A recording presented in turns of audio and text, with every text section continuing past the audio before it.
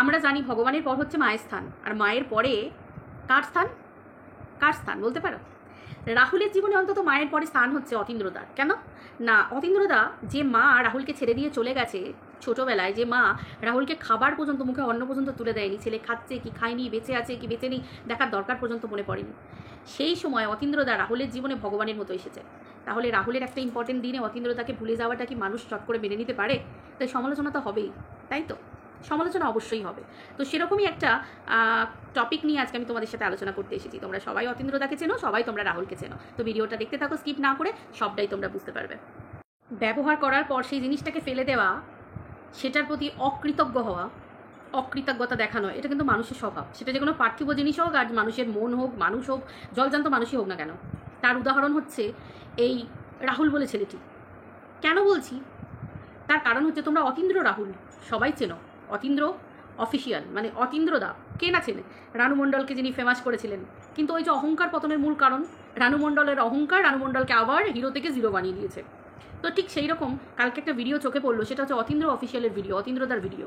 সেটা হচ্ছে আমরা অনেক দিন আগে শুনেছিলাম, বেশ এপ্রিল মাস নাগাদ শুনেছিলাম, যে ট্রেনে হকারি করা একটা ছেলেকে কিভাবে প্রত্যেকটা মানুষের দৃষ্টি আকর্ষণ করিয়ে তাকে তার চাকরির অফার কী হারে এসেছে।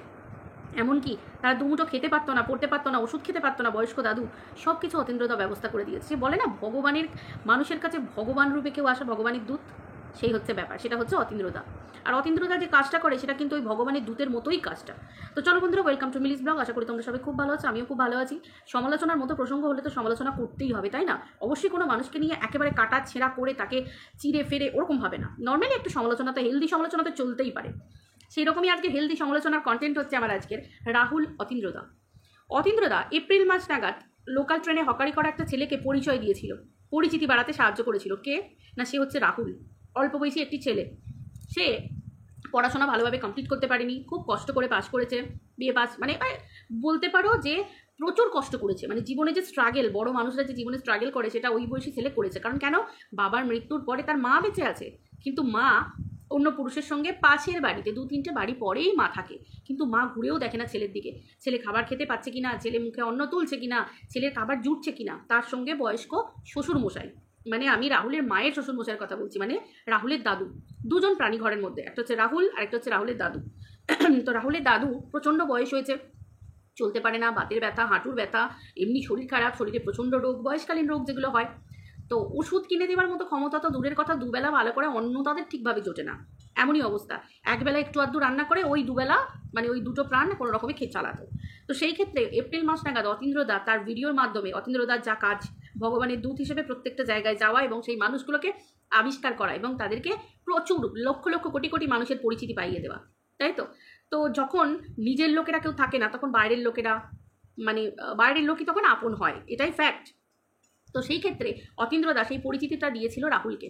তারপর আমরা দেখেছি অতীন্দ্রদার পরের ভিডিওতেও যে রাহুল পরিচিতি পেয়ে প্রচুর মানুষ রাহুলকে চাকরির অফার দেয়, বিভিন্ন দিক থেকে দুহাত ভরে আশীর্বাদ করে, ভালোবাসা জানায়। অতীন্দ্রদা প্রথম দেখাতেই রাহুলের হাতে টাকা তুলে দিয়ে আসে, এবং যেটা অতীন্দ্রদার কাজ, ওটা দেখানো নয়, ওটা অতীন্দ্রদার কাজ।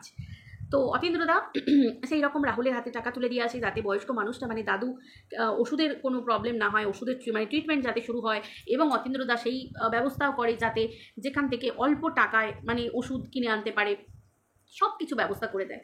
এবং রাহুলকে জামা কাপড় সব রকম উপহার দেয়। তারপর যাতে রাহুল একই জামা পরে প্রতিদিন ট্রেনে হকারি করতে যেত, তো সেই ক্ষেত্রে তার পোশাক পরিচ্ছদ, খাওয়া দাওয়া সব কিছুর জন্য অতীন্দ্রদা পাশে দাঁড়ায়। তো এই যে ভগবানের দূত হিসেবে এত বড় মনের মানুষ অতীন্দ্রদা রাহুলের পাশে দাঁড়িয়েছিল, আমরা দেখেছি, দাঁড়িয়ে ছিল নয়, প্রত্যেকটা মুহূর্তে এরকম মানুষের পাশে অতীন্দ্রদা দাঁড়িয়ে থাকে। কত অসহায় ছোট ছোট বাচ্চা, শিশু, বয়স্ক মানুষ অতীন্দ্রদা দিনের পর দিন কত রকমভাবে এই মানুষগুলোকে সামনে মানুষের এনে দেয়, যাতে এই মানুষগুলোকে প্রচুর মানুষ, একটা মানুষে তো এগুলো হয় না, একটা মানুষ একদিন চালাবে, বাকি মানুষ কখন করবে? তো সেই ক্ষেত্রে এই যে প্রচুর মানুষের চোখে আসা এবং তাদের চোখে পড়া, দৃষ্টি আকর্ষণ করানো, যে এই ধরনের মানুষগুলো আছে, তোমরাও আমার মতো পাশে এসো, দাঁড়াও, তোমরাও তাদেরকে হেল্প করো, এইভাবে অতীন্দ্রদা প্রত্যেকের মুখে অন্ন তুলে দেয়, হাসি ফোটায় মুখে, এবং তাদের মানে তাদেরকে মানে কী বলবো, একটা করে জীবন দেয়, নতুন করে জীবন দেয়। কিন্তু এইরকমই রাহুলকেও কিন্তু অতীন্দ্রদা একটা সুন্দর জীবন দিয়েছে। তো জীবন দেওয়ার পর আমরা দেখি অতীন্দ্রদা এরপর অন্যান্য ভিডিও করতে থাকে, পরপর হঠাৎ করে কালকে একটা ভিডিও চোখে পড়লো। সেটা কীরকম ভিডিও? অতীন্দ্রদা তারপরেও রাহুলের বাড়ি গেছে, কিন্তু তারপর একটা লং টাইম অতীন্দ্রদা নিজের কাজ নিয়ে ব্যস্ত থাকে, দাদু ভালো থাকে, রাহুল ভালো থাকে, তার ভালো কাজের অফার আসে, বিভিন্ন কাজ টাজ সব কিছু সব ওদের মতো চলতে থাকে, মানে একটা ফ্যামিলিটা বেশ সচ্ছল হতে থাকে, আস্তে আস্তে ভালো হয়।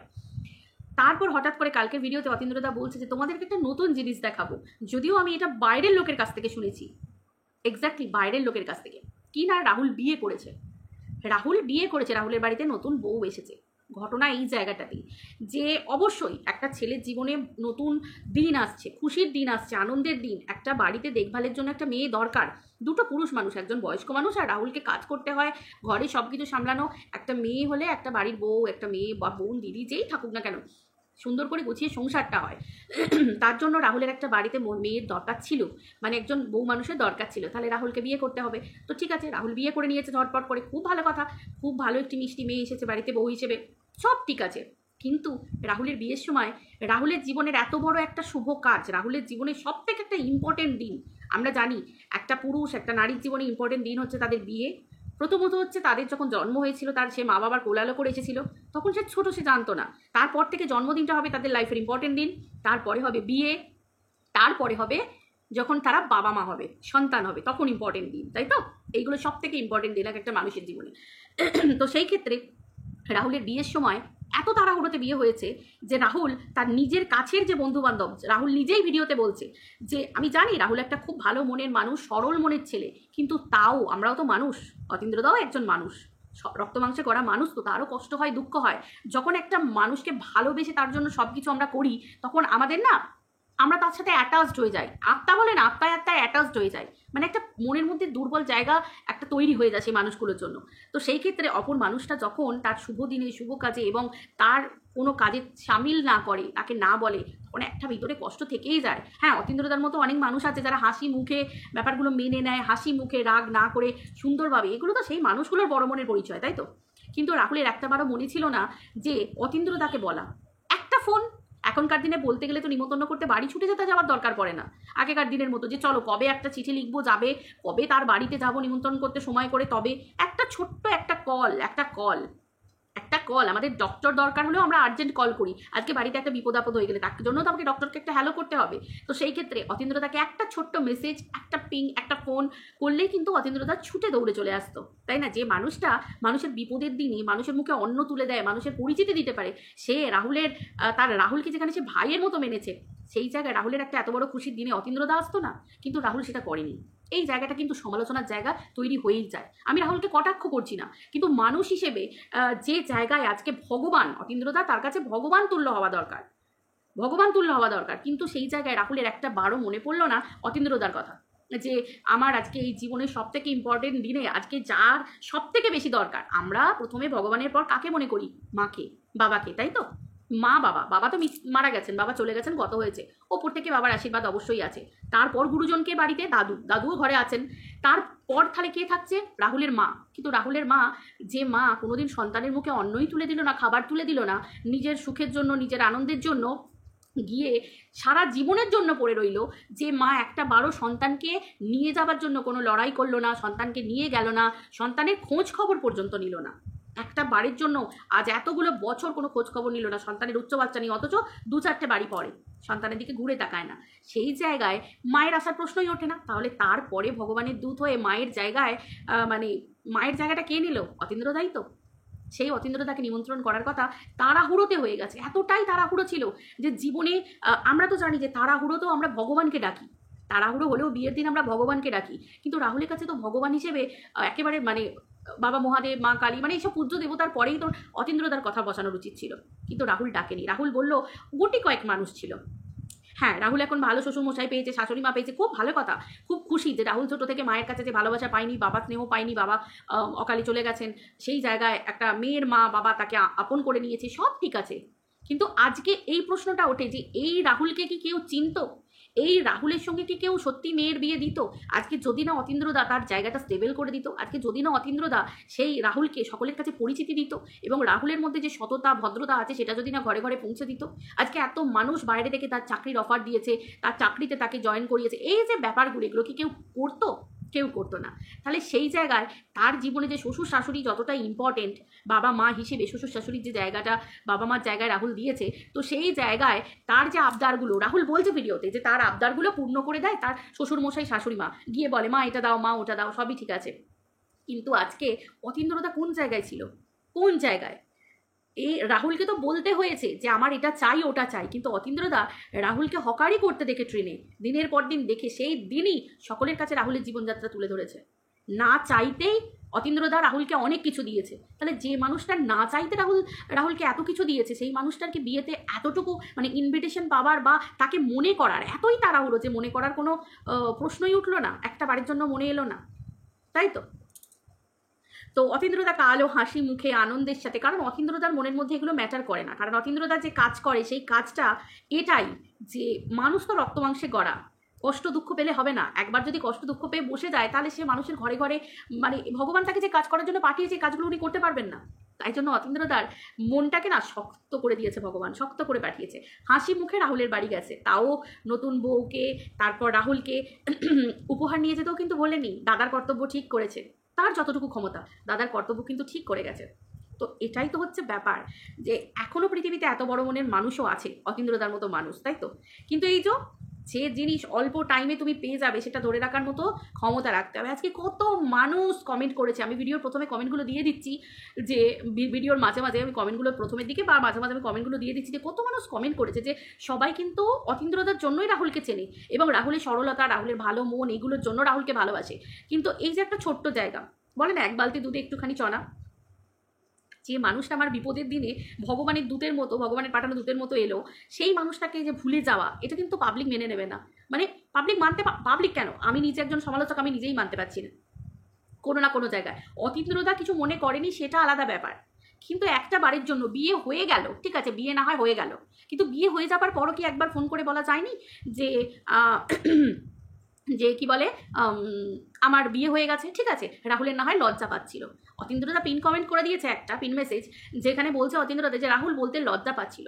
রাহুলের তো গার্জেন আছে, রাহুলের দাদু, উনি তো একদম কথা বলতে সক্ষম, ঠিকঠাক কথা বলেন। তাহলে সেই জায়গায় রাহুলের দাদুরই কি একবার উচিত হয়নি যে উনি তো বড় মানুষ, যে হ্যাঁ ওই দিনে ওই মুহূর্তে সব থেকে বড় যে মানুষটাকে না হলে রাহুলের বিয়েটা, রাহুলের জীবনটাই কমপ্লিট নয়, সেই জায়গাটা কে? রাহুলের মায়ের পর কার স্থান? রাহুলের মায়ের কথা তো বাদই দাও, অতীন্দ্রদার একটা বারো কি মনে পড়লো না রাহুলের দাদু? এবং তারপরও যে রাহুলের দাদু একবার যে হ্যাঁ অতীন্দ্রকে বলতে হবে একটুখানি ফোনটা আমাকে দিয়ে আমি কথা বলে নিচ্ছি, বা রাহুলেরও উচিত ছিল যে আমি আমার বিয়ের কথা নিজে বলতে পারছি না, দাদু তুমি ফোনে বলে দাও, অতীন্দ্রদাকে বলো, এটাও তো বলা উচিত ছিল ফোনটা দাদুকে দিয়ে, তাই তো? তো সমালোচনা করতে গেলে অনেক কিছু প্রশ্ন আসে। যতই হোক রাহুলকে ভালোবাসি, রাহুলের রাহুলের জন্য মানে প্রচুর প্রচুর বুক ভরা ভালোবাসা, শুভকামনা। নতুন জীবন শুরু করেছো, ভালোভাবে কাটাও, সুন্দরভাবে একে অপরের হাত ধরে চলো, বয়স্ক মানুষটাকে দেখো, তো অনেক উন্নতি হোক। সব কিছুর পরেও কিন্তু একটাই কথা বলবো, যে রাহুলের এই অকৃতজ্ঞ মনোভাবটা কিন্তু খুব একটা আমাদের কারোর ভালো লাগেনি, আমি এবং হাজার হাজার লাখ লাখ পাবলিকের ভালো লাগেনি, একদমই ভালো লাগেনি। কারণ যে মানুষটা ভগবানের পাঠানো মানুষ, মানে ভগবানের দূত হিসেবে পাঠানো মানুষ, যে রাহুলের জীবনটাকে বদলে দিল, সেই মানুষটাকে তার লাইফের সব থেকে বড় ইম্পর্টেন্ট দিনে ভুলে যাওয়াটা, এটা কিন্তু নেহাতি একটা মানে আছিলা, বা নেহাতি একটা মানে বলে না যে একটা জাস্ট একটা রিজন খাড়া করা, যে কি না বিয়েতে লজ্জা পাচ্ছে বলতে, এটা কোনো কথা না, তাই তো? একটা মানুষের কাছে তার নিজের জীবনের সমস্ত কাহিনী খুলে বলা, আমার ওষুধ এখান থেকে এখানে আনতে হবে, একটু কম পয়সা যদি ওষুধ হয়, এই কথাগুলো যে মানুষ খুলে বলতে পারবে, আমাদের জীবনে দুর্বল জায়গা, আমাদের জীবনের সমস্ত মানে খামতিগুলো, সেগুলো যখন বলতে পারবো, তাহলে আমার জীবনের সব থেকে ইম্পর্টেন্ট জিনিসটা কেন আমি শেয়ার করতে পারবো না? কেন আমি সেই দিনটা সেই মানুষটার সাথে ভাগ করে নেব না? এই প্রশ্নগুলোই থেকে যায়, আর কিছুই না।